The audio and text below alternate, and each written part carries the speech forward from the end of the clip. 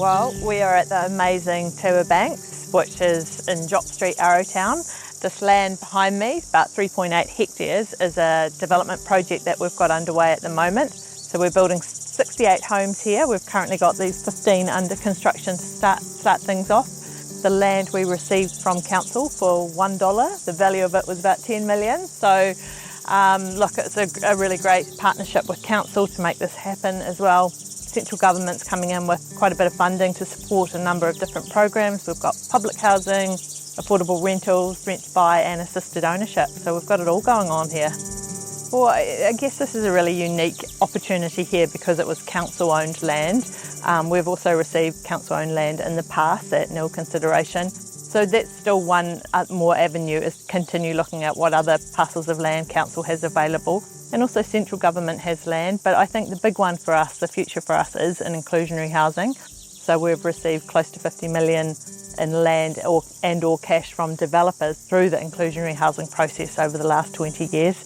And that's probably our strongest position in enabling us to assist the 1,200 households who are on our waiting list today.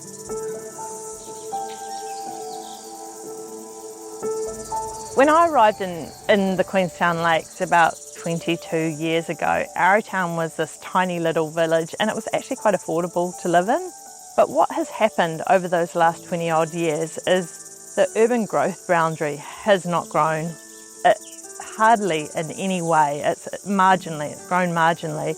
And so as the cost of housing has increased in 20 odd years, it's increased by even more in this little village because there's just a less and less supply available. So this is quite unique. This parcel of land here wasn't in the urban growth boundary and included and available for residential development 5 years ago.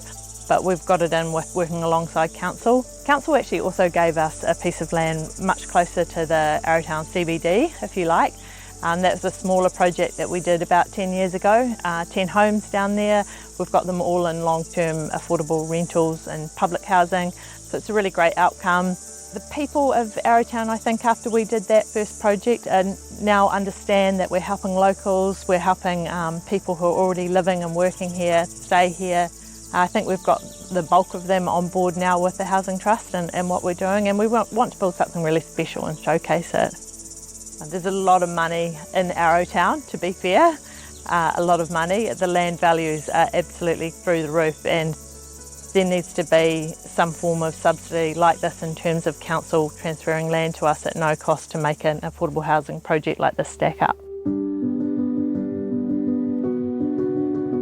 So tell me about some of the work that you do in the community, because you've received awards for your service to others. Oh yeah, I believe that any community you live in, you should volunteer. Well, I'm really glad that you got to meet Fran today, because she is a special lady and she's a really great example of the types of people that we're trying to help in the community. So here she's been in this community for years and years and years in sometimes dire housing situations, living in the garage, living in unstable housing in a campground, cold, wet, damp. So it was such a joy to be able to move it into the Toru apartments. And the Toru apartments are a really great example of a community housing provider like ourselves, local council, central government and a private developer all working together to create a really good outcome. So there's that Toru apartment that you visited, there's 78 units there. We purchased 50 of them from the developer and we've retained 42 under a mixture of housing programs. And Fran's one of those special people that we were stoked to be able to house. There's still resource consent on the balance of the land for another 140 odd homes. So, we would really hope that at some stage central government funding of some capacity comes through and enables the rest of the homes to be built there. The reason that we purchased those 50 apartments in the first instance, because they're all 1 and 2 bed small units, was that we could look at our waiting list and we could see from our waiting list that half of the waiting list could be satisfied with a 1 or 2 bed unit. But typically we were building 3 bed, more traditional family homes. So we thought, how are we going to change this and help those people on the waiting list who don't actually need a 3 or 4 bed family home? and that's why we went with the Toru apartments. So there's a lot of people out there who are actually really happy living in an apartment in a smaller place, as long as it's well built, affordable to run, an amazing location. It's so sunny there, so close to services. You can walk to the supermarket, the high school, the primary school, anything really, the hospital, the airport, it's all right there. So it's a great location. Queenstown and Wanaka are such small towns, and there's so many connections. I think you've discovered that on your couple of days here. Fran's daughter is someone that we helped her and her family into one of our homes in Nearan Square, which is our very first development in Lake Hayes Estate in around 2010. So that development was the very first one we ever did, and we purchased the land from a private developer using funds, using cash that we received through the inclusionary housing process.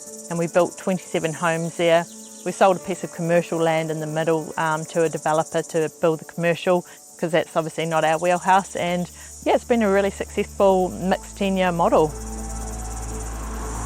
Our plea to the developers is to let it continue happening. Set aside 5% of any new sections that you create, set them aside, transfer them over to our trust, and we'll retain them in perpetuity. We'll build homes on them, and we'll house those key workers, retired people who don't have the financial assets to enter into a retirement village, young people, young workers, everyone who needs help, we'll be housing them.